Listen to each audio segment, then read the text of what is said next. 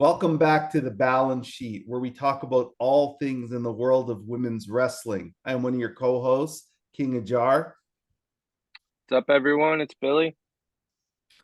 And this week we're gonna start by taking a trip down memory lane, as Nas would say.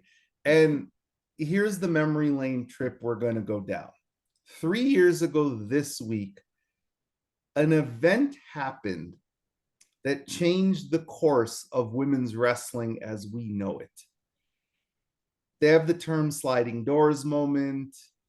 I don't know. Butterfly effect. Yeah, butterfly effect. There's multiple things that probably impacted this event, but this event set off a series of events that we still are seeing the after effects of right now. And what that was is 3 years ago today, or not today, but 3 years ago this week, two women, Mercedes Moné, aka Mercedes Vernado, aka at the time in WWE Sasha Banks, and her tag team partner, Trinity, aka Naomi, were the WWE Women's Tag Team Champions. And they were set on an episode of Monday Night Raw to be in what's called a six-pack challenge, where the winner of that match was going to get a WWE Women's title match. And I believe the participants were Naomi, Sasha Banks, Becky Lynch, Piper Niven, Chelsea, and I cannot remember who the other person was. Asuka? Yeah, okay, Asuka. And the reason that this walkout happened, and again, we are not reporting why what happened. We can only go on the tea leaves that has been out there, which is it was originally set for Mercedes and Trinity to work an angle with Piper and Chelsea at a pay-per-view for the tag belts. And that got rejected. And they wanted Naomi to wrestle Bianca for one of the titles and Mercedes to wrestle Ronda Rousey for the other title, because these were the two champions of the singles division at the time. And on that Raw, Becky Lynch was going to fight Bianca Belair and get her kind of rematch from losing at Mania. Becky was going to lose, and then they were going to go on to these other feuds.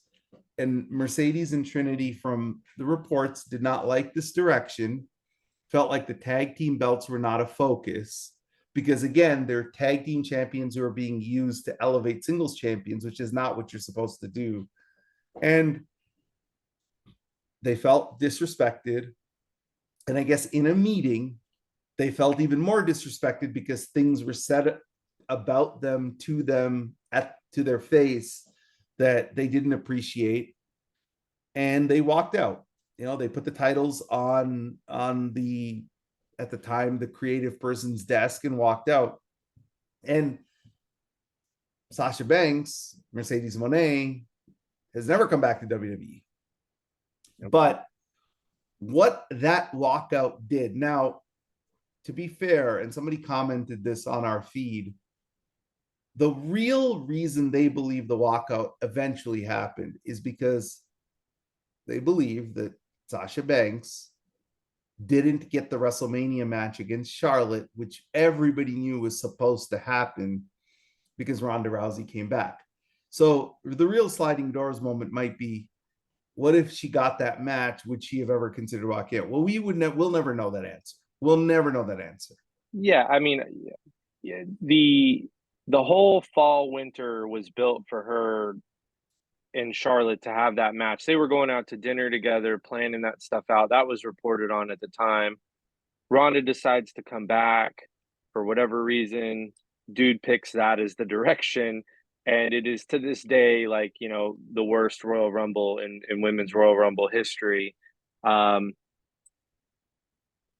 so then they put Sasha in the tag team with Naomi to, kind of placate here. And she gets her first Mania win and all that. But I agree that was kind of the seed was planted. She had it. And then I think that she was given this tag run and she's like, okay, I'm going to make the most of this. So it's that added on to, okay, got the singles thing already upset. Okay, you're going to make me tag champion. I'm going to do something with this the way it should be done because this belt is important to me. Oh, you're not even going to let me do that?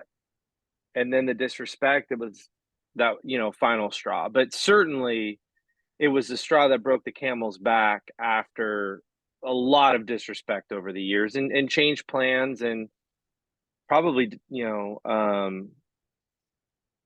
not feeling as though she was being treated above board. So let's talk about what the walkout has since led to. Yeah. So the walkout happens. Naomi ends up going to TNA. Mm-hmm. And a lot of people think that still that's the best run of matches she's ever had. She was fantastic at TNA. Yeah, she was knockout of the year. She had some great matches with Grace. She had some I can't remember the other matches off the top of my head. I know she was doing some great work, and that's when TNA really started to get hot when she showed up there. Mercedes took a different approach. She pretty much was incognito for 6 months. And then she got her outright release. But she did not go to AEW, which everybody thought she was going to go to. She ended up fulfilling her dream of wrestling in Japan, the Tokyo Dome. So her first outside the WWE appearance was in the Tokyo Dome to come out and challenge Kairi Sane for the newly minted IWGP Women's Championship. And that was the first women's match on a Wrestle Kingdom card, correct? The Kairi match, yes. The Kairi Tam match. Yep. Presumably because Mercedes was going to be showing up. Yep. So that's impact number one, or not number one, but that's an impact right there.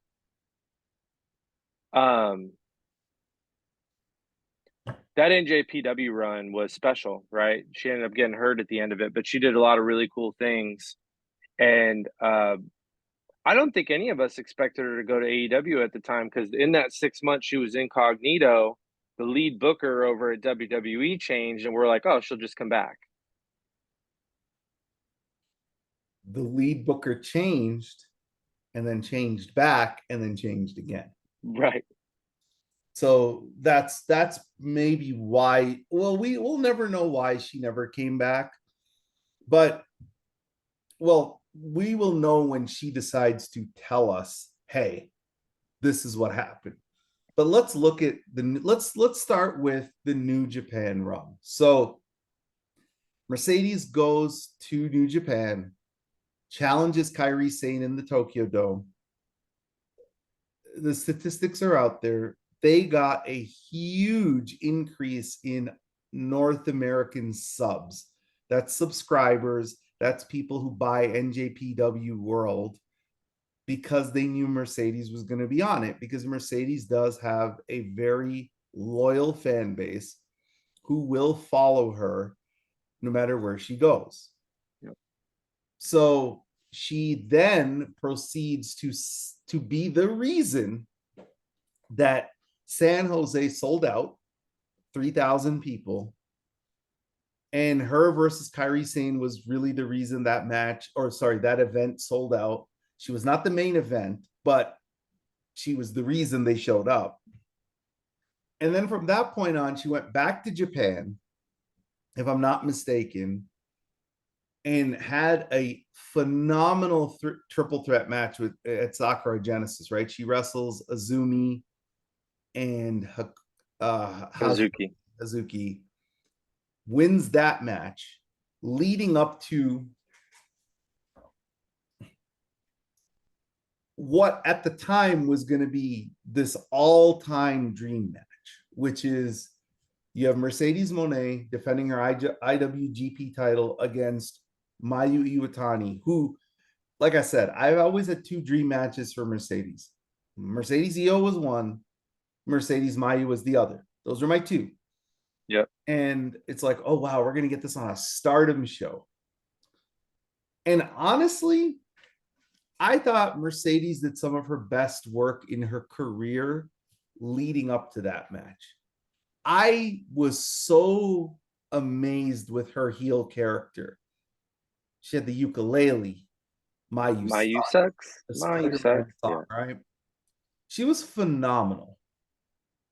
To be fair, I don't think Mayu was equal to the task to make this thing feel bigger than it. That like it to me, it needed to have Mayu participate in being, oh, this is like a dream match. But Mayu, she kind of treated it like it was just another day at the office. And maybe for her it was because it's her office and she controls, how things are booked, Right. right? So the match happens. Mercedes loses. So here comes the PTSD of the Sasha Banks fans, like, oh no. Like, she's not even going to get booked strong outside of WWE. What's going on here? Well, that's a political decision. The IWGP title was a title created for Mercedes so Mercedes could defend it in North America. The plan was Mayu wins the belt and then drops it in the United States. But Mayu, she doesn't really do United States on her term. Like, she'll do it on her terms. She won't do it. So she won the belt. And then they had to create another belt for Mercedes, which is the NJPW Strong title, which is called the Purple Belt. And then they had the tournament to determine the new champion, which was going to be that one event that had the tournament.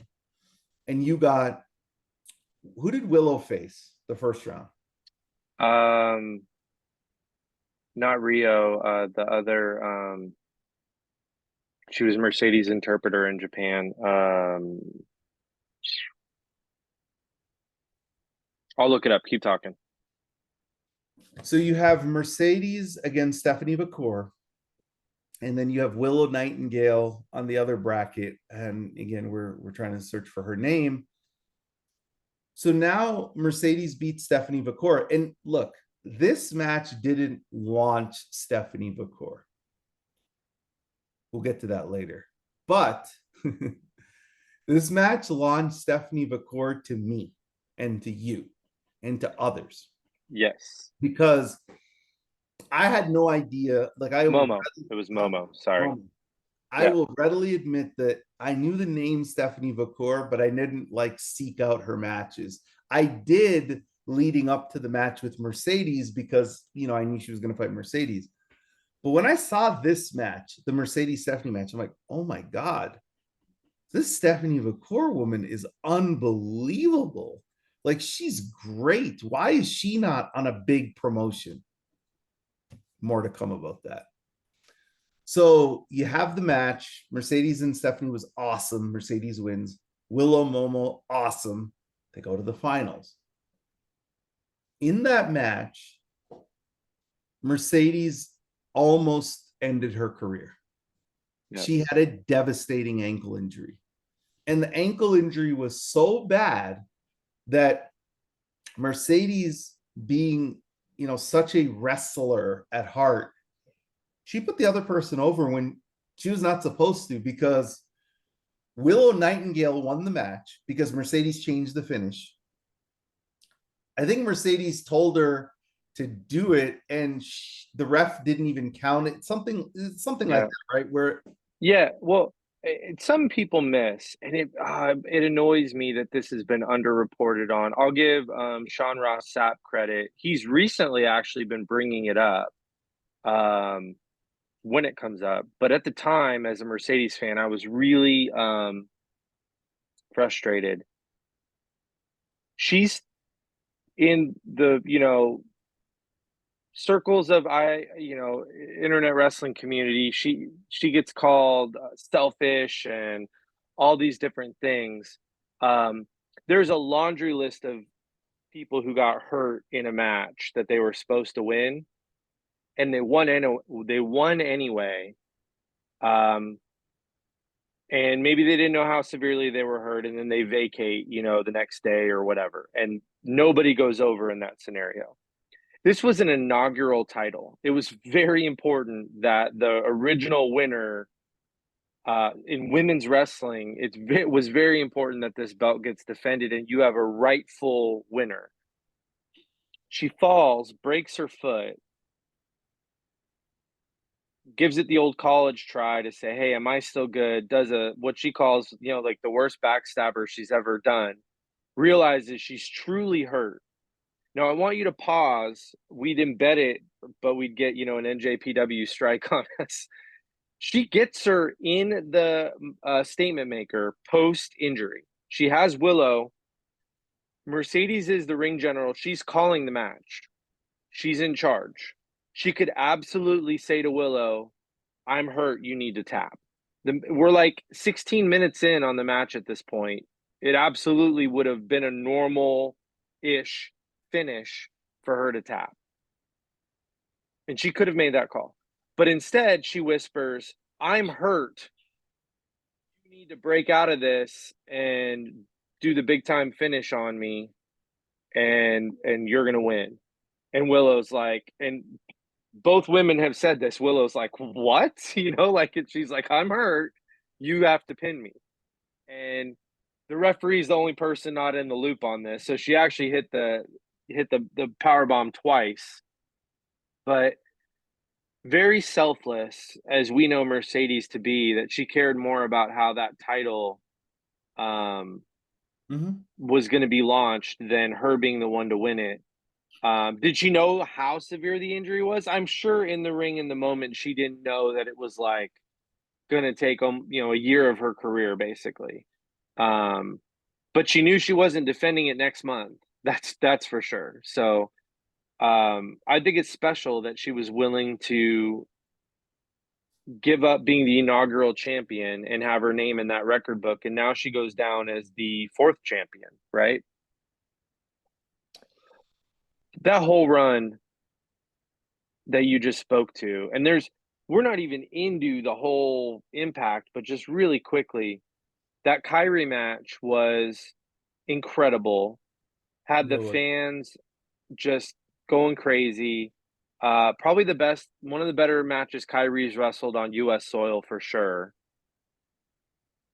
The Sakura Genesis match was the best women's triple threat match of all time until WrestleMania 41 recently probably, surpassed it, but it's still, as good of a triple threat as you're going to see.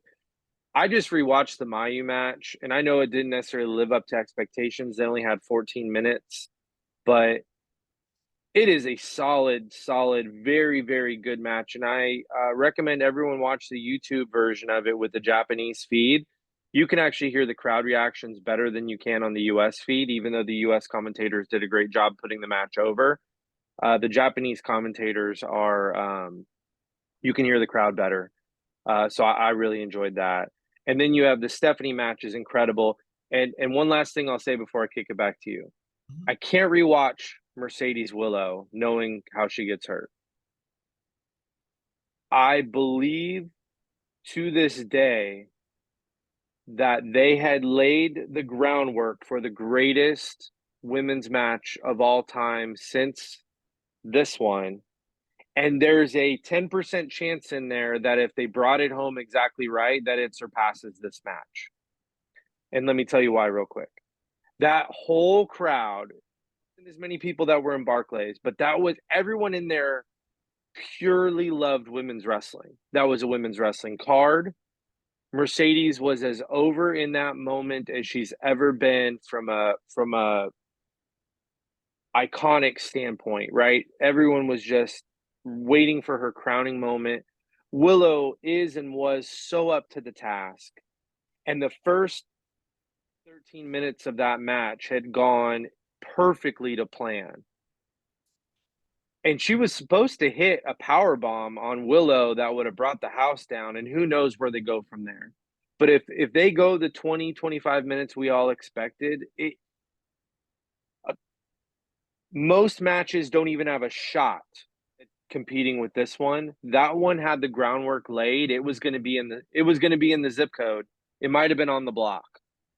I have trouble rewatching it, but it was as good of a start to a match as you're going to get, and the crowd couldn't have been more invested. It was It was a special. it was a great match. They were having a great match, and when she broke her foot, it kind of, I mean, they had to pivot to get out of there. I mean, she was hurt and Yeah. legitimately hurt. All right, so I just want to also point out a little asterisk point about the Kyrie match. That match was never supposed to happen. It was never supposed to happen. Mayu was supposed to win the title against Kyrie. They told Mayu, hey, you're going to go to America and drop the title to Mercedes. And she's like, that don't work for me, brother. I'll just do the job to Kyrie in Japan. I don't even want to go to America. So that's the reason we ended up getting that great Kyrie Mercedes match, because Kyrie was willing to do business on American soil for Mercedes. And Yep. Mayu just wasn't. And then I guess Mayu would have lost the title and then got it back against Mercedes. And that makes more sense story wise. Yeah, if she would have lost it, and then that last match was her winning it back on her home soil, that would have made everything make more sense, and that match probably could have been elevated to the dream match we all wanted. Yeah, I know you are very high on the Mayu Mercedes match, and it could be just because you're not like, you understand how good Mayu is, right? Like, you know, Yeah. Stevie Wonder knows how good she is as a wrestler, but you're not like invested in the icon and I the, wasn't dreaming about that match for 10 yeah. years like you were. So Yeah. so the match happens and it ended on such a thud. And I know when she's gonna do the dragon suplex, it's over, but it ended with such a whimper to me. It was like, It needed 3 more minutes. it needed something. And honestly, like, even go back and watch the match, man. She really, I mean, for somebody who's that skinny as Mayu is, boy, she can lay in some kicks. She kicked the shit out of Like, she Mercedes. can really, like, It's loud. she did the tombstone on her. She did a perfect moonsault. She did a perfect frog splash. Like, Mayu, I think this is the one thing that, if you're gonna, this isn't about Mayu, but like, I have had this conversation with people who are, you know, diehard Joshi fans, and they've been like, Mayu's like the perfect wrestler. That might be part of the problem. Like, she's a robot. And, you know, like, she doesn't evoke emotion because she's so robotic. One thing I love about Mercedes, well, multiple things, but one of the best things about her as a professional wrestler in the ring is she invokes such emotion when you watch her matches. Like, you feel her pain when she's getting her ass kicked. Yeah. Like, and I feel like when I watch Mayu get beat up, I feel like I'm just watching a robot and the batteries are like dying down a little bit. And And Terminator's charging back up to get up yeah, and drop you on so your there's a head. Yeah. part there to me that is that. But back to the impact that this all had. So then, no, we're gonna fast forward now. Mercedes is injured. She's on the shelf. Naomi is now having the run of her life in TNA. So at this moment, it's like, oh, Mercedes, like, what's going on with her? Like, she's recovering from this injury. When's she gonna come back? Where is she gonna come back to? Yeah. And now the rumors start.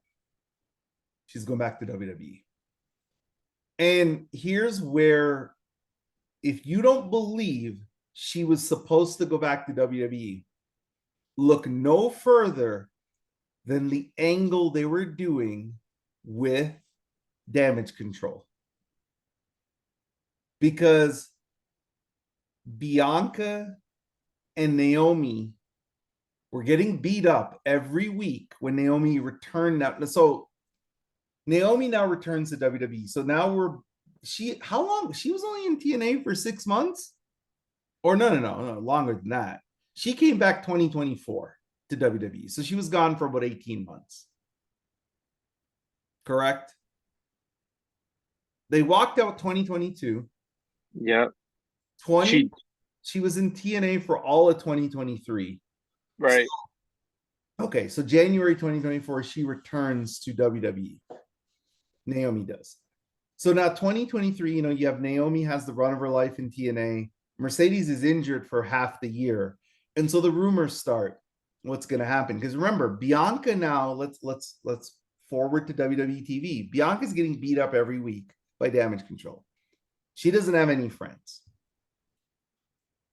And it's like Naomi comes back in January of 2024.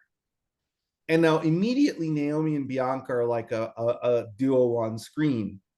And everybody's thinking, okay, well, they need a third person. Because at WrestleMania, it's Asuka, it's Io. No, it's Asuka, it's Kyrie, and it's Dakota. So who is the third person? WWE was thinking it was Mercedes, was coming back. They set the whole story up for her to make her grand return at WrestleMania. But she didn't come back. She changed course. She signed with AEW around January of 2024, but it was never promoted and never advertised. And the only reason I believe it leaked is because the WWE TV started to almost make you believe she was coming back, and they had to put the word out like, no, she's coming to AEW. And then that's how Jade became the third person, because Jade got signed. So what did Mercedes going to AEW do for the women's wrestling landscape? For one, she's the first and probably to this day the only women's wrestler that jumped in the prime of her career. Like, Toni Storm wasn't Toni Storm when she left. Right. Paige was already, she didn't even get cleared by WWE. Mercedes was a main eventer of WrestleMania a year before she walked out. Right. And she was having the matches of her career outside of the one behind you. And then she left and she went to AEW. It's never been done before. It's never been done since. But what did it do? What did it change? Let's talk about pay. Now, look, I could do a whole podcast about how wrestling salaries work. Somebody who used to work in WWE broke it down for me, so I have a pretty good understanding. There's a term called downside. Downside means even if you work a limited amount of dates, this is the minimum they're going to pay. A lot of wrestlers have heavy downsides. Miz has a heavy downside, like, to go into detail. So whatever contract Mercedes signed in AEW was, at the time, the most lucrative contract that a women's wrestler ever signed.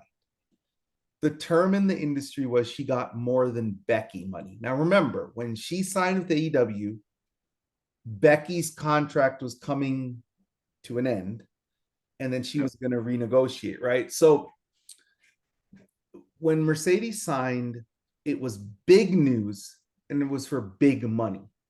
And what it did is... It was big business. It was big business. And what I think it did is that it made WWE now have to pay their top women stars a lot more money than they wanted to pay. Because after Mercedes got to AEW with the money that she made, Rhea Ripley re-signed, Becky Lynch re-signed, Natty... I think Liv is re-signed. Liv is re-signed. And let me speak on Natty real quick. Because it's not just the top of the card women. Natty was aggressively re-signed and got good enough money to re-sign before her contract expired. And I know that we know that Mercedes had an impact on that for a couple of reasons. One, Mercedes accidentally, she'll say now she regrets, she kind of said in a podcast appearance she'd love to have someone from WWE whose husband's a producer come to AEW to wrestle her. That's only one person fits that bill. Mm-hmm. So she put it out there that it was important to her.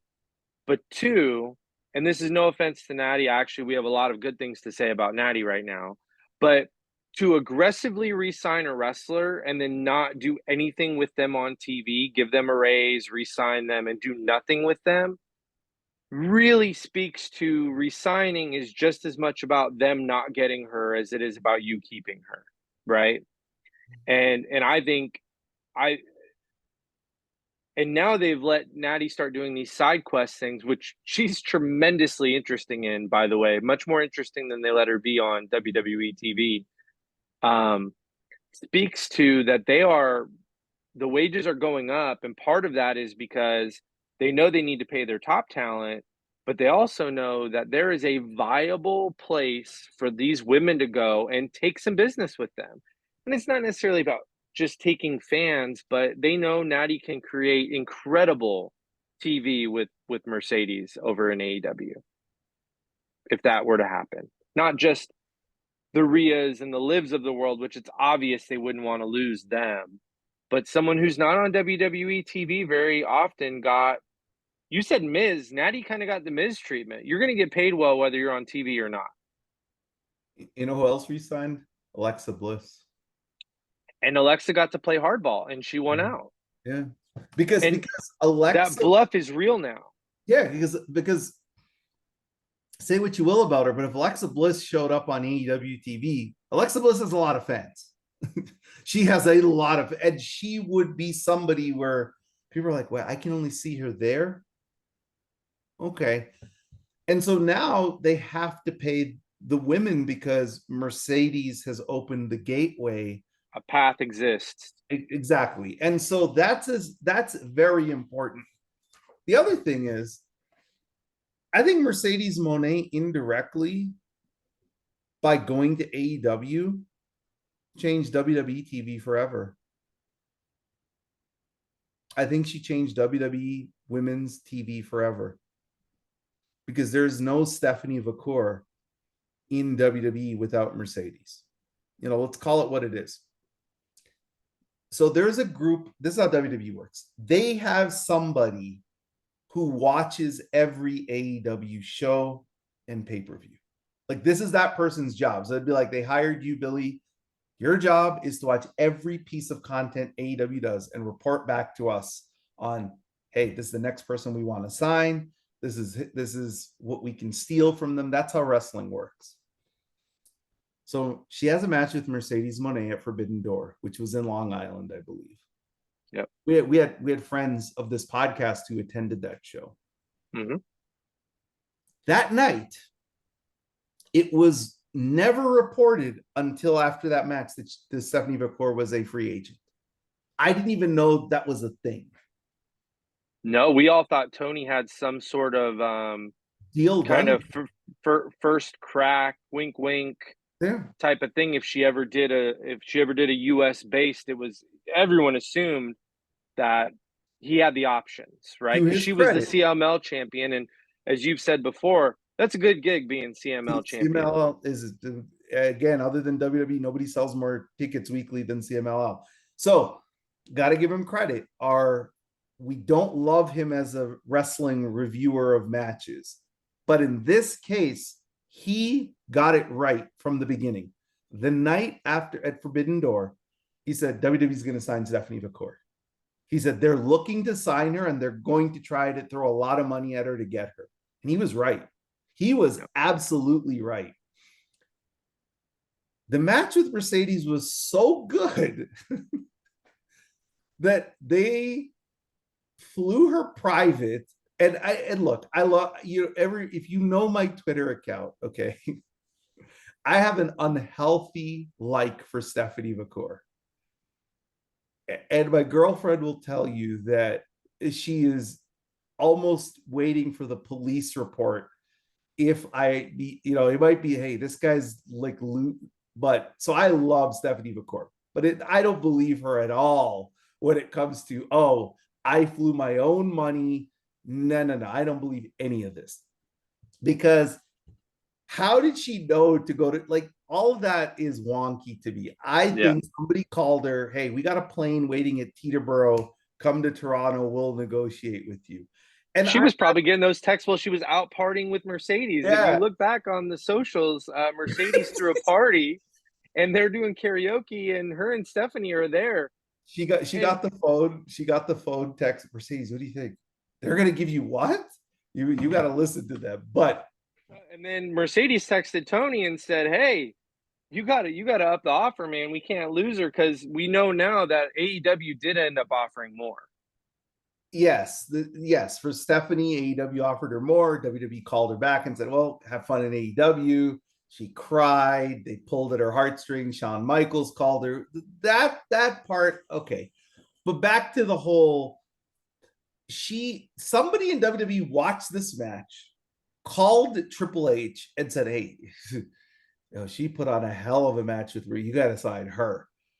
And that night, he reported that, hey, WWE is going to throw a lot of money at her for their standards.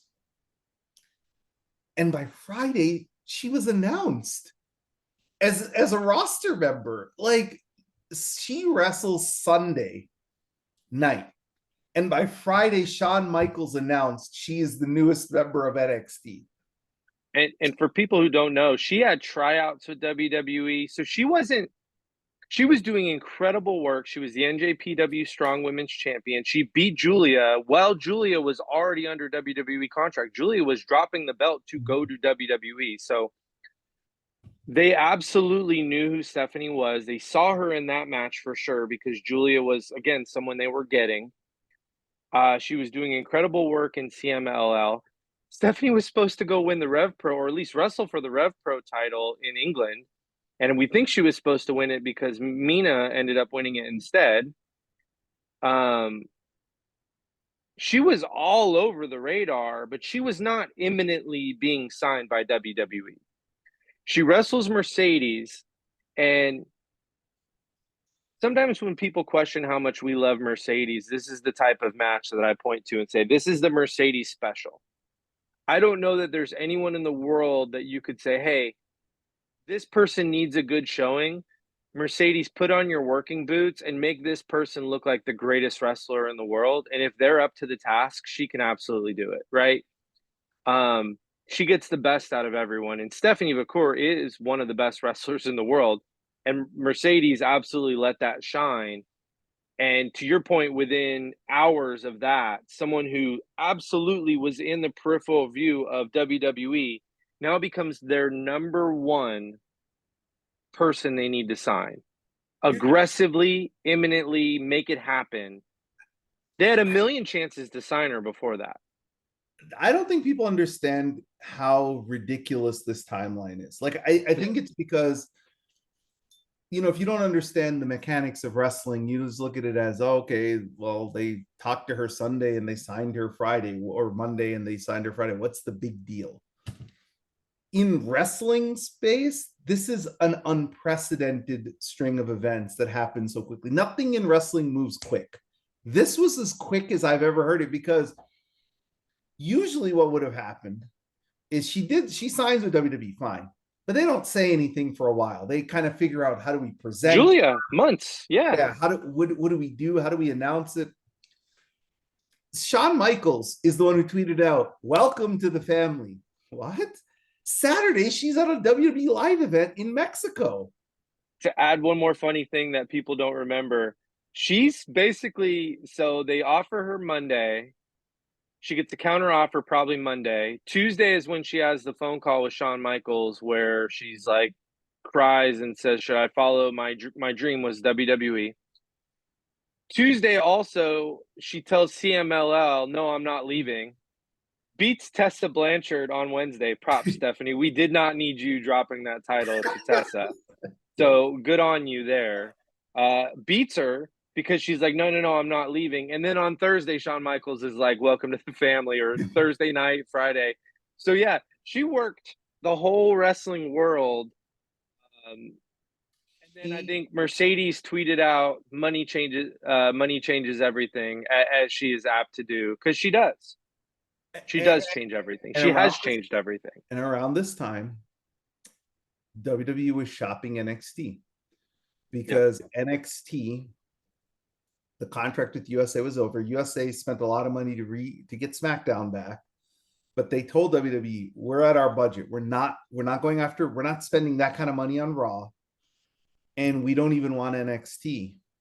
CW scoops in because WWE, brass, Nick Khan, etc., positioned two women as the centerpiece of CW's NXT, which is Stephanie Vaquer and Giulia. And Stephanie just became so massive as a draw that they don't even need Giulia. They said, you're going to the main roster, because we're going to talk about it here. Giulia is going to go to SmackDown. But it's like, they don't need Giulia either. They're like, we got Stephanie Vaquer. NXT is the best television deal in wrestling. Yep. Okay.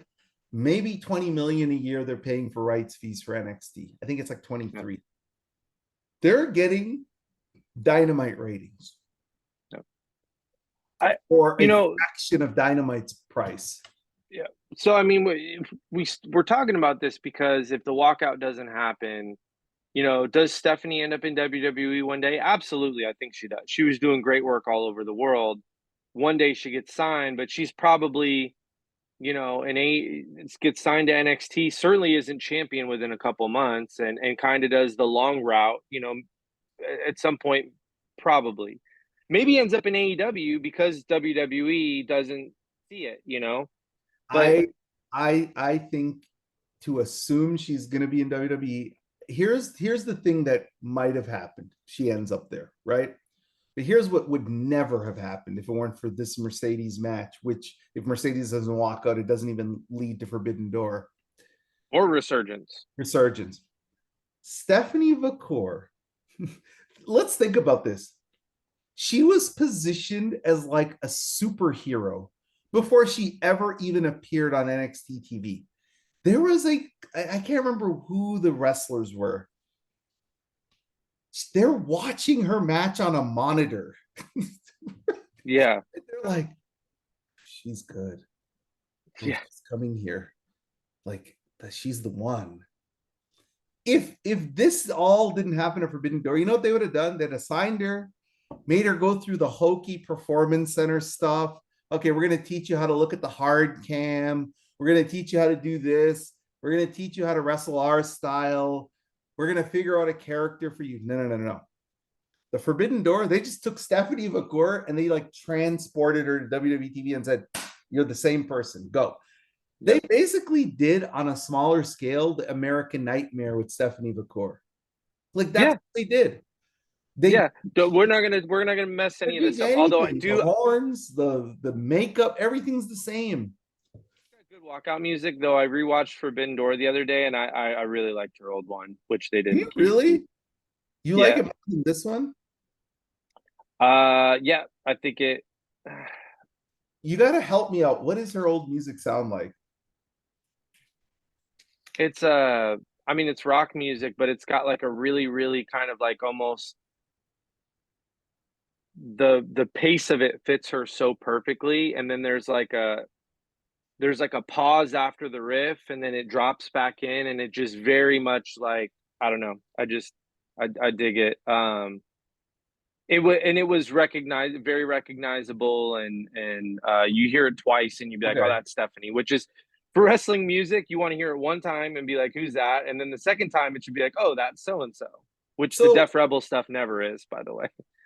Both of us, as really big sports fans in general, not just wrestling but sports, you guys have heard us talk about my world champion Philadelphia Eagles and other first place, other sporting teams. Here's the thing we've always been advocates for: the talent.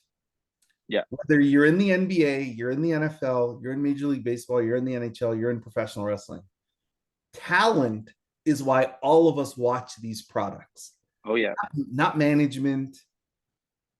So where I am proud of Mercedes and Trinity is they took a stand in an industry where nobody has the guts to stand up to the machine.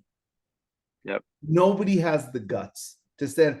This is not the 1980s, but if it was, who would be the favorite wrestler, like this person would love Mercedes and love Trinity, Bruiser Brody, because that's who this is.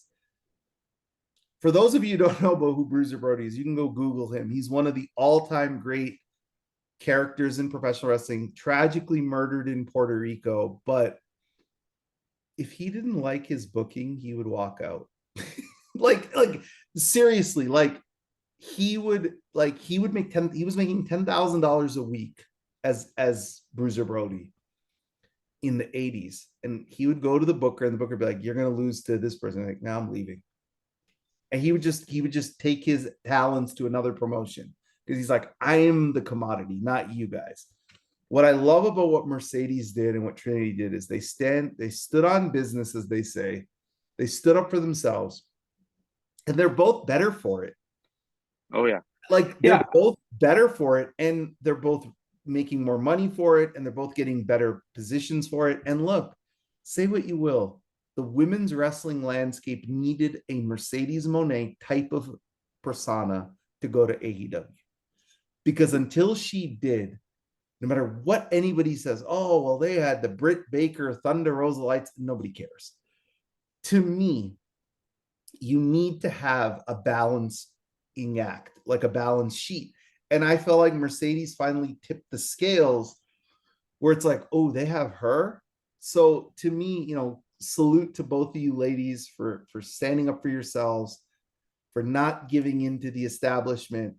You know, it takes a lot of courage, man. It takes a lot of courage to do what they did. They could have been blackballed.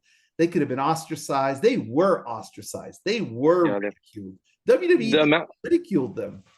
yeah, I mean, the amount of ridicule publicly and just, it's easy enough to tell people to ignore their social media if they're famous, but I mean, they're human beings just like all of us, and you know, they're going to see it, and the amount of venom that those two women have gotten for doing this, um, which was a selfless and selfish move. But when I say selfish, I don't mean in a bad way. Everyone takes the word selfish and it's like it's always negative. But you know what? When you are as talented as Mercedes and Trinity are, you are the commodity, like you just said, and you have to protect yourself and your worth. And they didn't feel like they were being respected. And there's this whole narrative about, Mercedes dragged Trinity along with her. Couple things that's so disrespectful to Trinity. Her husband works in WWE. If she really wasn't down for what they decided to do that day, she could have come back a week later and been like, "Hey, yeah, that's not me, that's my bad." But her husband supported her doing it, so everyone else should have supported her doing it instead of saying, "Hey, why don't you just ditch Mercedes and come back?" She went out there, made herself bigger, again, had the greatest run of matches of her career, showed what she could do in the ring, is back, has been part of a couple of major storylines. I don't love what they're doing week to week with her, but I really think that she's about to be Money in the Bank briefcase winner, I hope. I know she's got some great things ahead for her. She's proud of the story with Jade and having the first non-title, non-stipulation Good deal. match at Mania. It's gigantic. Um, so it's worked out great for her, and she's earned that. To your point, Mercedes, not just the NJPW run, which if she just did that, she could have come back to WWE. It's also been reported was going to give her the most money of any woman in the world off of the prove it that she did at NJPW. Like, hey, you know what? I don't need you guys. And she furthered it though by going to AEW. And to your point, that road is open and that road exists. And it helps Alexa get more money. It helped Becky get more money. Because Becky, if they could lose Sasha Banks, they could lose Becky Lynch, right? Any good agent could have gone to WWE and said, why wouldn't Becky go to AEW? She could have a main event match with Mercedes. Becky could go to AEW and her and Mercedes could main event 6 pay-per-views in a row and probably break records. So yeah, you better pay her. Like, I mean, that road now exists and everyone's boat rises because of it. It's been a gigantic, earth-shattering move. That helps a lot of women. So The being industry has selfish was benefited. selfless. Yeah, the industry has benefited from Mercedes and Trinity walking out. The women in the industry are benefiting. AEW is a viable alternative to make a really good living for women's wrestlers. I think there are two women who benefited more than anybody else, with Mercedes specifically walking out. One is Stephanie Vaquer. We've already covered that. And then the other one is nobody talks about it, but I'm going to talk about it. I think Io. Because I think, and we talked about it before we started recording, Io is now Triple H's Sasha Banks. Like, if you look at, and what I mean is, I'm not talking about character or anything. I mean, like, Triple H, for all his faults, and he has a lot, he likes his in-ring aces. He just does. Gunther. Gunther's the one that comes to my mind. But like, Gunther never would have had any of what he had if Triple H wasn't the lead booker. Right. And Triple H loves a working champion. Kevin Owens in NXT, Sami Zayn, Finn Balor, Samoa Joe. On the women's side, Asuka, Sasha Banks, Asuka, Bayley, Shayna, those individuals. Io, it's like Io can always get the match that the crowd is going to be into, right? And that's what Sasha Banks was doing in WWE. No matter how crappy she was booked, people loved her matches. And I truly believe a light bulb went off in Triple H's head about Io after the Bianca match on TV. Mm-hmm. Like, I think that's where everything changed. But if Sasha Banks is still in WWE, would Io then be knocked a peg down and he would go with his own, one of his first wrestling daughters? I don't know. But I will say this, the wrestling world, the women's wrestling world, is in a better place today because Mercedes and Trinity walked out. It is not in a worse place, because people who say that are very selfish. They're very myopic in how they look at things. The landscape is so much better now. TNA is hot. WWE's hot. NXT is hot. AEW is hot. All of these women's wrestling promotions are thriving. RevPro, New Japan, Stardom, because it's not everything's in the one place, and that's what's good. And that's why I really wished Becky left to go to AEW. I was hoping Willow resigns. So let's talk about that. Does Willow resign if Mercedes is in WWE? I don't think so. Yeah, I mean, Willow is so AEW like DNA. I feel that, but to your point, if the women, people are arguing over if Mercedes Toni should be the match at All In. 3 years ago, guys, the women's title match at All In got 8 minutes. Okay, so in that world, if that's the current world, does Willow resign? Probably not, because she wants to be able to have 15, 20-minute epics, stories.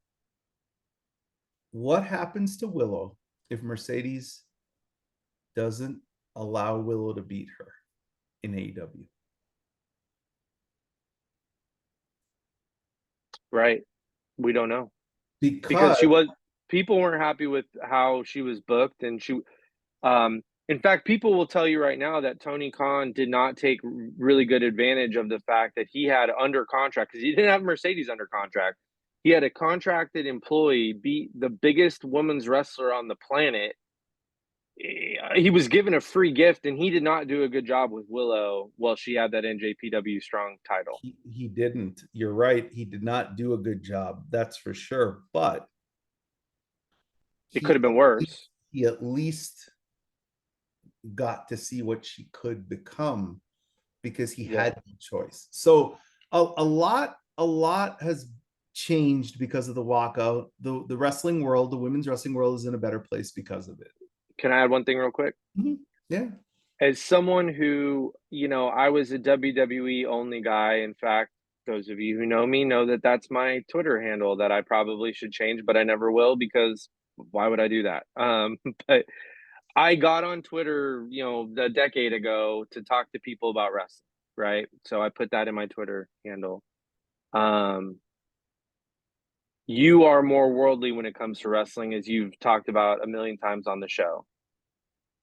Like most fans, when Trinity and Mercedes left, it was shocking.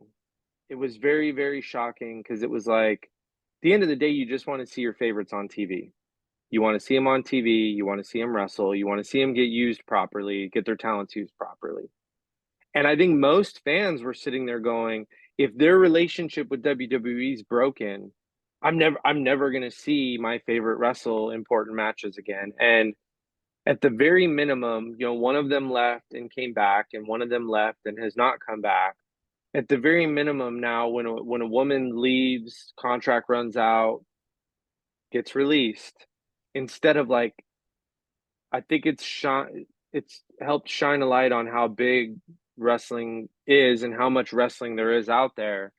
And instead of that doom and gloom of like, man, am I ever going to see my fave again? Now it's, where will I see my fave? Where can I see Shotzi sign? Yeah. Where is Mariah May going to show up next? And so it's kind of broken down the wall of WWE is not the only place. It's still the biggest place. It's always going to be the biggest place, probably. But there's a lot of quality women's wrestling out there.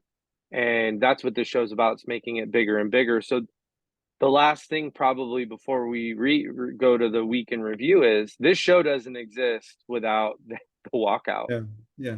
No, for sure. We're just friends talking about wrestling, and probably our favorite still in WWE, and don't feel compelled to have this kind of behind the business, behind the curtains podcast that also is to prop up and shine a light on women's wrestling. So I have never been enamored with how Tony Khan books women's wrestling, but I will give him credit for this. He's always made Mercedes feel like a big star. From the day she walked in the door to presently constructed, she feels like a big deal. The way they talk about her on commentary's gotten better, the way she's presented, her outfits, the backstage stuff, the stuff with Harley, the stuff with hopefully with Tony coming up here. So to your point, I'm happy she's not in WWE, because I think she just gets lost in what I like to call the Rhea Ripley, Io, Bianca, Tiffany vortex. And I think that it's healthy to have all-time talent elsewhere. Like to what you said, I know so many people who are like the old version of you, which is everything is WWE. Everything is, oh my goodness, look what match is in the background. Is that Brooklyn? the greatest match of all time. That is Brooklyn, isn't it? Yeah, It is. Okay. So what I wanted to say before we get to the week in review for everybody out there, open your mind to other women's wrestling besides WWE. If you really like the genre of women's wrestling, do not just watch WWE. Watch WWE, but watch other alternative. And look, with the way technology is and the way platforms work, it's so easy to get other women's wrestling now. Yeah. You guys don't have to travel to the Pacific Mall in the outskirts of Toronto to videotape trade. You can get any match that I talk about on here or Billy talks about on YouTube. So we just talked about Mayu Iwatani against Mercedes Moné. That's on YouTube right now, free. Mercedes Moné, Stephanie Vaquer, right now, YouTube, free.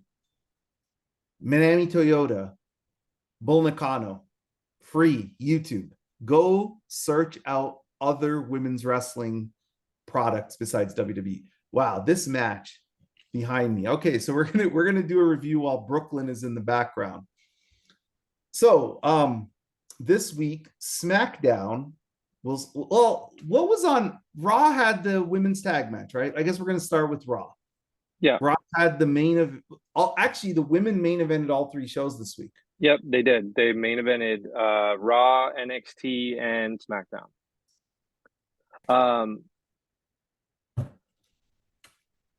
That's The an Raw, that is an entrance. The Raw, yeah, what'd you think of the Raw? I mean, you're the resident EO I fan. I am. mean, what'd you think of the tag match? I said it last week. There's two women in WWE that can afford a loss, and they didn't lose. I have no idea why Okay, now I get it. Roxanne and Giulia have broken up already, so whatever. But like, did Io and Rhea have to win that match? It was a really good TV tag match, by the way. I really enjoyed it. But Roxanne Did and Giulia are losers. And at least with Giulia, she's going to the new show. So, hey, there's a chance they can make you forget Raw even happened. Because right. you notice on SmackDown, they didn't talk anything about the Raw tag match. It's like it didn't even exist. My issue is going to be, what are they going to do with Roxanne?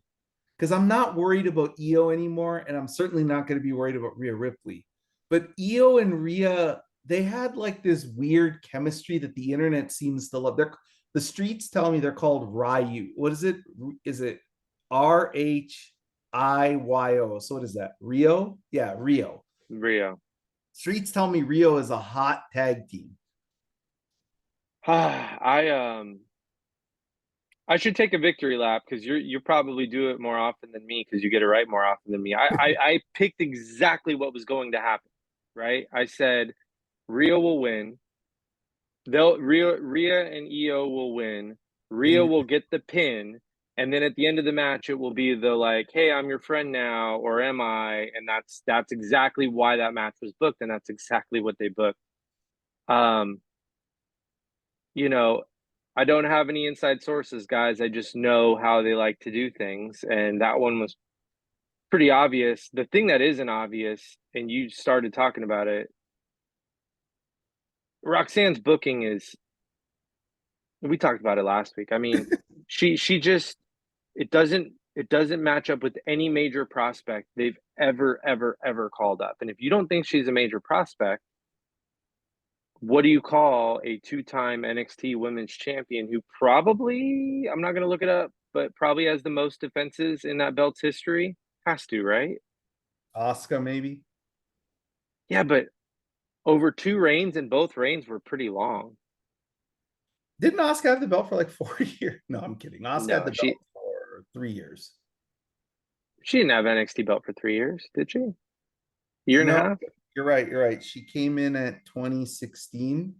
Yeah, and she was on main roster by 2018. So anyway, Roxanne defended that belt more, as much or more than anyone.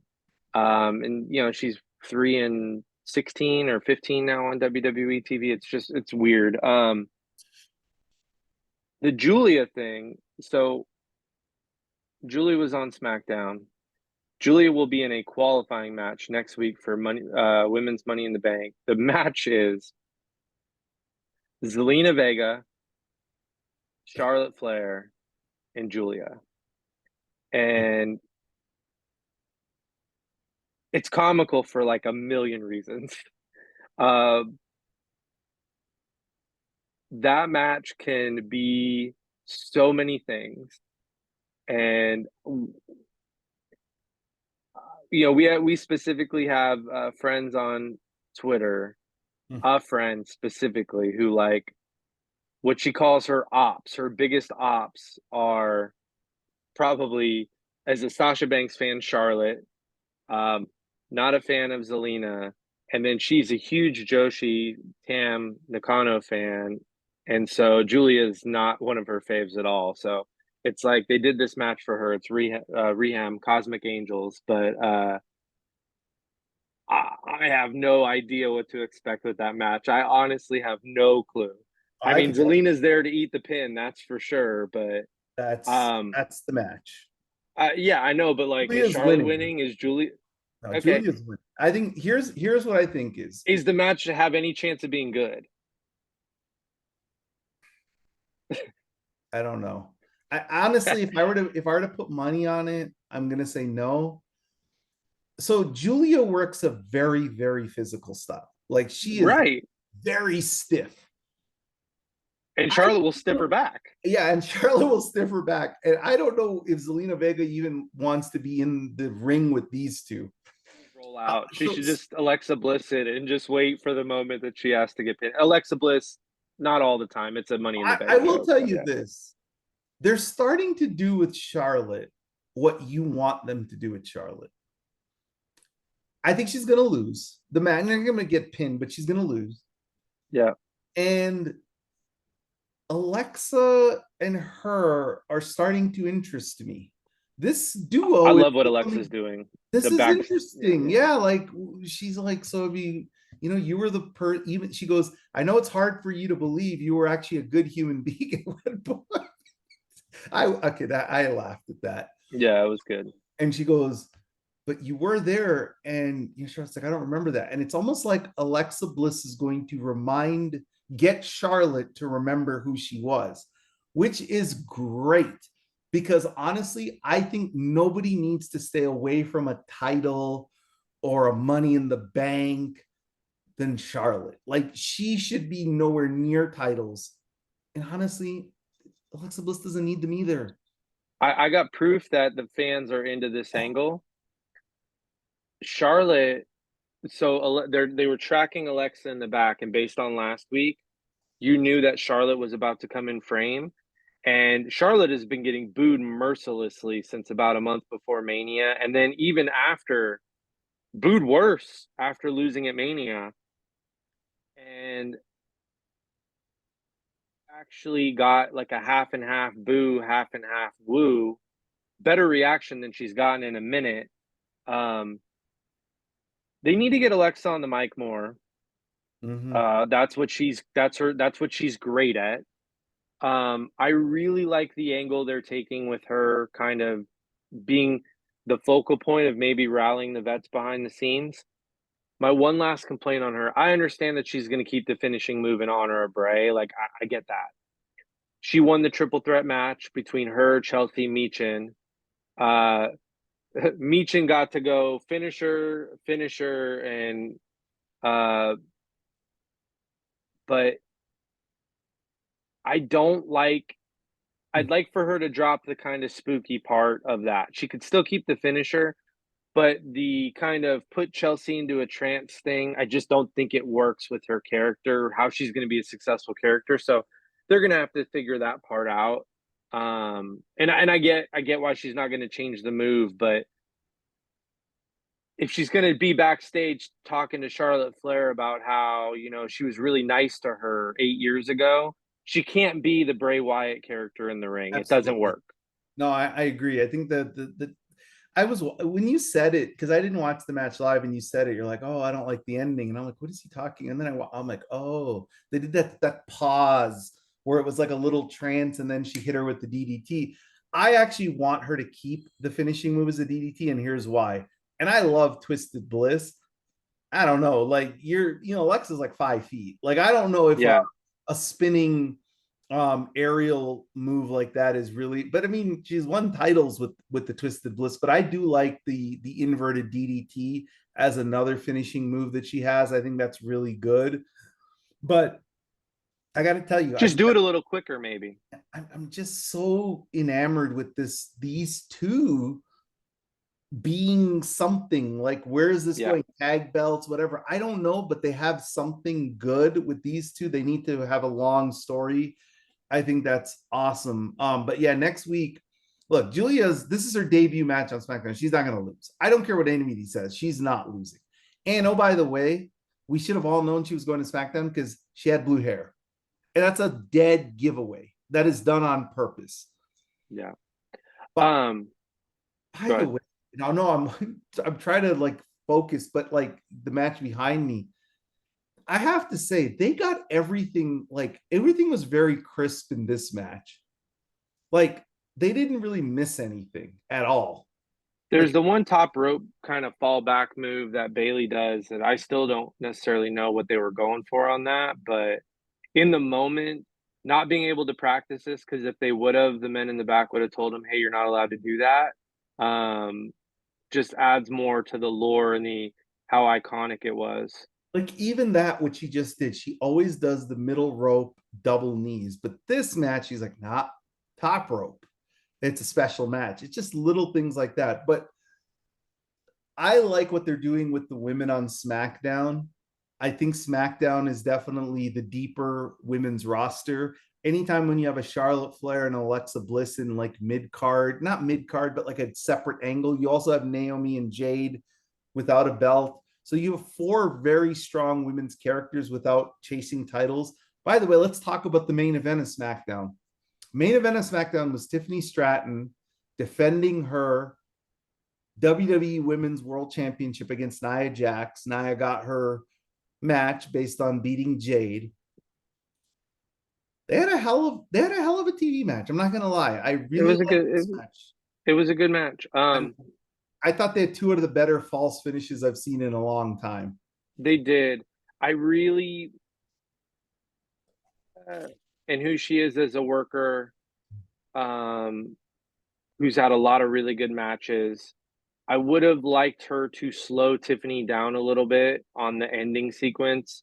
If they would have let that thing breathe for a minute, they did the Samoa drop onto the table. The table did not budge. I don't know if it was supposed to budge, but it didn't budge.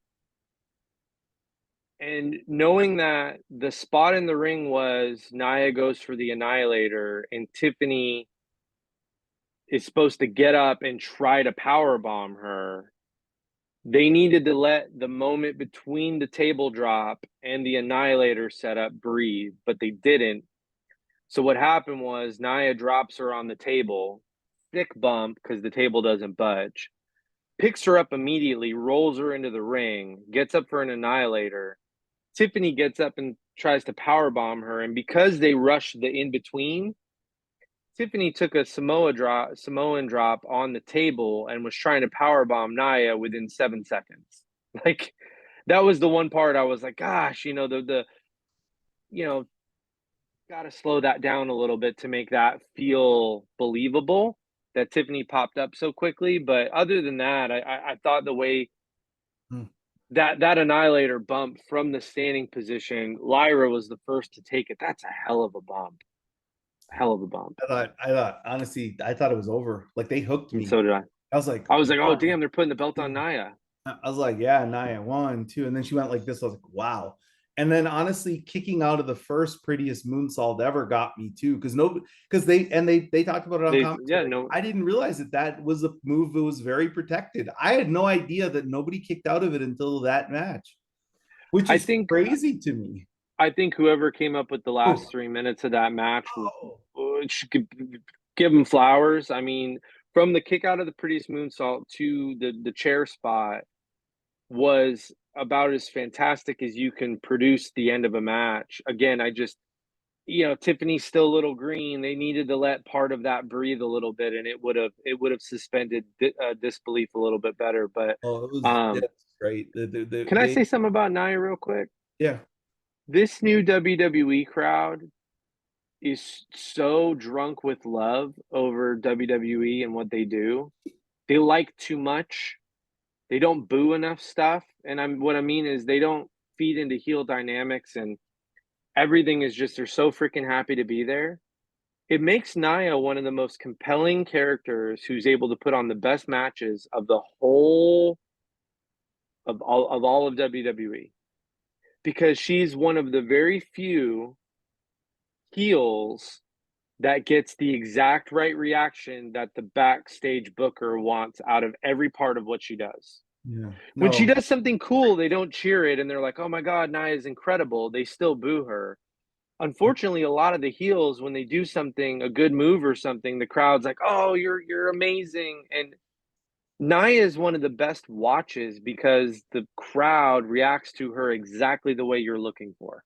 She got sandblasted with the chair on her Yeah, head. she did. Like that was, and again, I know it was not malicious, but man, Tiffany doesn't know her own strength. She kicked her hard. That was a And I was tough. like, wow. But here's the thing, back to your point, the fans cheered.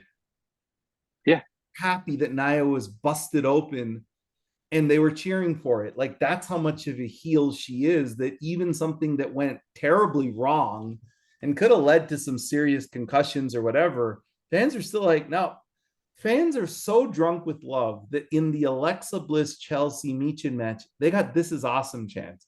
There was nothing like, I liked the match, but there was nothing about that match that was awesome.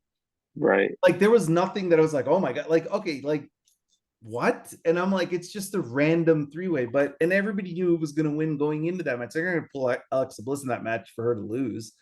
So it was like, okay, but yeah, to your point, they are really drunk with love. And then on NXT this week, we also had, I think, a main event women's tag match, which was Stephanie Vaquer and Jordan Grace against Fatal Influence. Yeah. And what was great about this tag match, and I thought as a tag match, it was good. I thought the Io Rhea match was better, but Jordan Grace kept taking bullets for Stephanie Vaquer to protect her because she wants the belt. I thought that was a really smart touch where Jordan Right. Grace is like, nope, I'm going to take the hits because I need you safe to get to the title match. And I Yeah. thought that was a really nice touch. But let's flip over to AEW. So we had some happenings in AEW this week. We did. We had an eliminate. Somebody has to explain to me what the eliminator is. I've asked 4 AEW fans, so maybe you know. It's The a Eliminator is a 4-way match where the champion is in it. And if somebody wins the match, they don't have to pin the champion. But if somebody besides the champion wins the match, they get a match versus the champion for the belt. If the okay. champion wins, all three women don't get a shot at it. And I Okay. think Toni Storm was 11-0 in those matches going into this particular one. It's become her specialty where she works these 4-way matches and she always ends up getting the pin, but not this time. So this is her three-way for Io Sky, who's Yeah, undefeated at three ways. Okay. yeah, I think this concept sucks. I'm not gonna lie. I think it yeah. sucks. But the development, to your point, is Toni actually lost this eliminator match and she lost herself. Like Mina pinned her. Right. Hated it. I hated Hated it. everything about this. I said last week, Hogan Warrior, Clash of the Titans. Toni Storm hasn't lost. Mercedes Moné hasn't lost. They face it all in. That could legitimately main event. Anybody who I know, hey, Brock, you're the best, and I wish I could have your golf game, but I will remember that Toni Storm got rolled up by Mina leading She into. did lose to Megan 2 months ago too, But okay, she did lose to Megan, but it was a tag match, right? It was not considered a singles match. Maybe So not. Yeah. the way the commentator framed is Toni Storm has not been pinned in a singles match this year, Yeah. where she doesn't have a partner. So to me, you still had her have a little bit of invincibility in these type of matches, especially when she's 11-0 in an eliminator match. Was this the time to have her lose one? Like, it would have been awesome if she lost down the road. But okay, so she loses. So now at Double or Nothing, we get 2 women's matches for sure. And we're going to get 2 women in the main event. So you're going to get Mercedes Moné against Jamie Hayter. And you're going to get Mina Shirakawa going for the world championship against Timeless Toni Storm. And Willow Nightingale and Marina Shafir are in the main event. Yep. Is the what is it? Anarchy match. Anarchy in the Arena. Anarchy in the Arena. Okay. So, okay. This is progress. But now let's go to Double or Nothing, because we kind of have to give our predictions, don't we? Yeah. Okay, so let's start with Mercedes Moné, Jamie Hayter. What is your prediction? I've gone back and forth on this, as we've kind of talked about. They're selling that she can't hit the haterade, which they have a face-to-face this Wednesday, so maybe she hits it this Wednesday.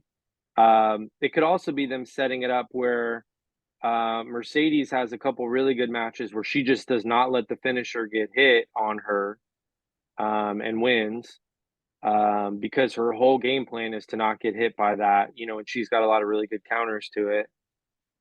You could also be creating a really fun near fall situation, or you could honestly be creating that's exactly how Jamie's going to beat her. And when she hits her with it, it's going to knock her clean out, and that's how Mercedes loses her first match.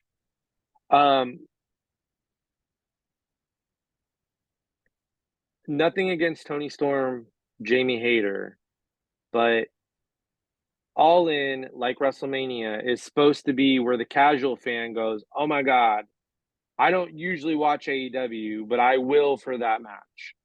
For WWE, they book WrestleMania for the casual fan to be like, "Man, I haven't watched WWE in a while. Oh my God, Cody Rhodes is rematching Roman Reigns. I'm gonna watch. Let's see if I got a friend watching." It's for the weekly. It's not for the weekly viewer. And if you're trying to expand your business, it shouldn't be for the weekly viewer. The weekly viewer probably cares a ton. Greatest pin of all time, by the way, right there. Greatest pop on a pin of all time just happened. Your weekly viewer in AEW probably cares a lot about Toni Storm, Jamie Hayter. I'm not saying that they don't, but no WWE fan is going to see Toni Storm, Jamie Hayter are wrestling for the belt at All In and go, I probably got to see that match. I'm not being a hater. I'm just saying it is not a wall expanding match. It is a keep everyone who's already in the walls happy match. That's what it is. If Mercedes were to wrestle Athena, I would actually argue that more people outside of the AEW walls would be excited about that rematch, and it would be a bigger match to the general public than the women's title match would be. And I don't think you want that. So I'm going to say Mercedes wins because I think Tony sees that. And I think he knows that Toni Storm versus Mercedes Moné will get them pay-per-view buys that they will not get with other matches. Yeah, I'm going to concur here. I'm going to go with the easy, not the easy prediction, but I'm going to go with the smart prediction. Mercedes Moné wins the Owen Hart tournament. She challenges Timeless Toni Storm for the women's title at All In. But I do think there's a real possibility of Mercedes losing her belt, her TBS belt, before All In. I do too. That I do see now more than I did. And it could be, honestly, could you see a scenario of her beating Jamie, but Jamie's the one who beats her back and gets the title? No, I think, it could be Mina. It could be Willow. It could be Chris. Would be if they have tag belts, it's not Willow or Chris. But if they're not doing the tag belts, I absolutely think it's Willow or Chris. Okay. I'd lean towards Willow right now because if they win Anarchy in the Arena and she's done with Death Rider's business, but they also have Chris as part of that tease now, so I could see it. We have a couple people who've been in the comments recently that I want to speak to, and they really want the Mercedes. They really want the Mercedes Athena match, and I totally get that. And mostly they want Athena on the All In card. If Athena is not wrestling Mercedes at All In, I would love to see Athena lose the ROH belt, close that door on the show. What is it, Death Before Dishonor or the Super Show?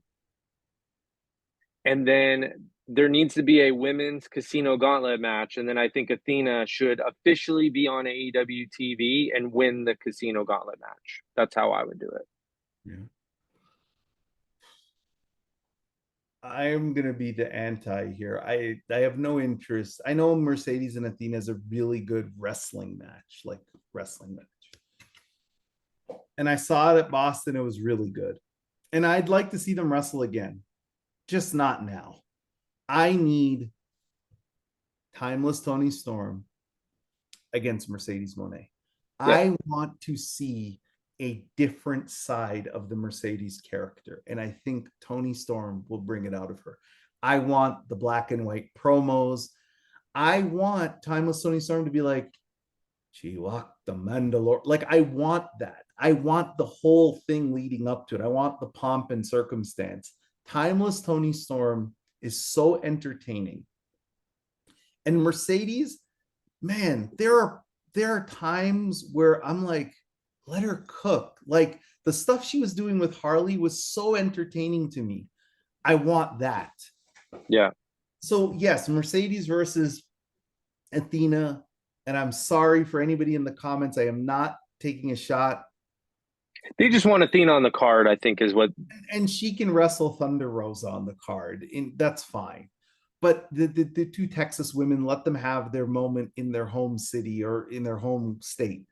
Look, man, wrestling's a business. It is a business. It is not. I used to criticize Tony Khan and say, you know what, Tony? Tony makes matches like he's the audience of one. Like what Right. he wants to see, he books. For finally, just let's not overthink this. Nobody care. I love Jamie Hayter. She'll be fine. I want Mercedes. I want Toni Storm. I hated that she took the pin to Mina. Okay, fine. We're gonna have to move on past it. I want the match. Honestly, even if Mercedes loses the match to Toni Storm, I still want the match.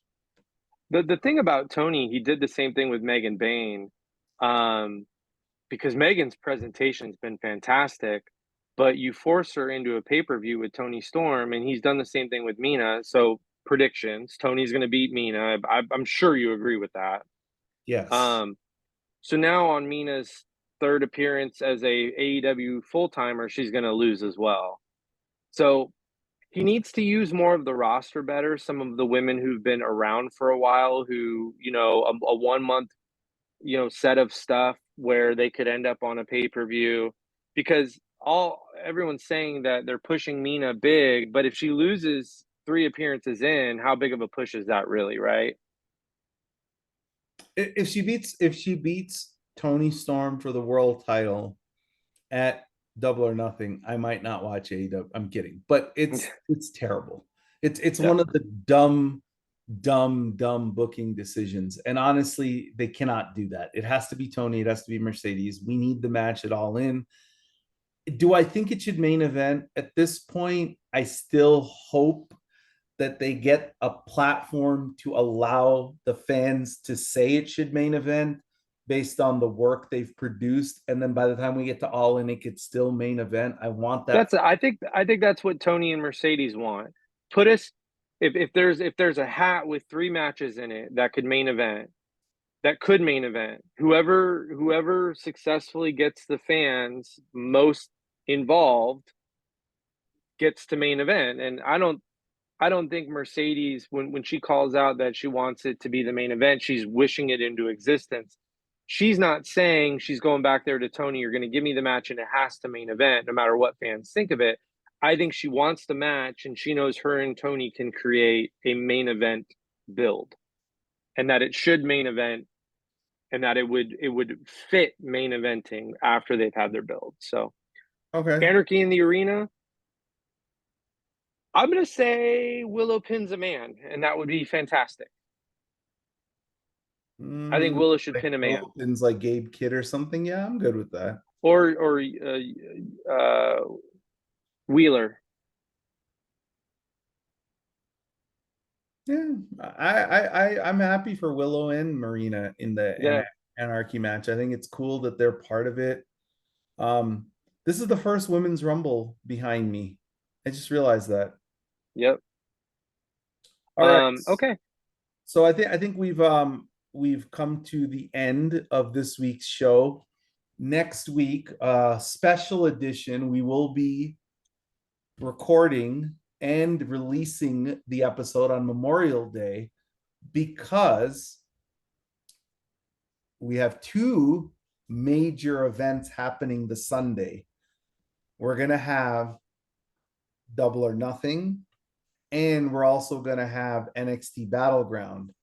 And we hope, Stephanie Vaquer Grace is going to be great. And there's going to be, two at least women's matches that we know of on All In at this point. And who knows, maybe Saturday night's main event will actually have a women's match. Maybe they will too, which I'm not sold on. But yeah, so next week we're gonna have a Memorial Day edition, and you know what? There's some surprises coming the week after that. So excited to talk to you guys all next week.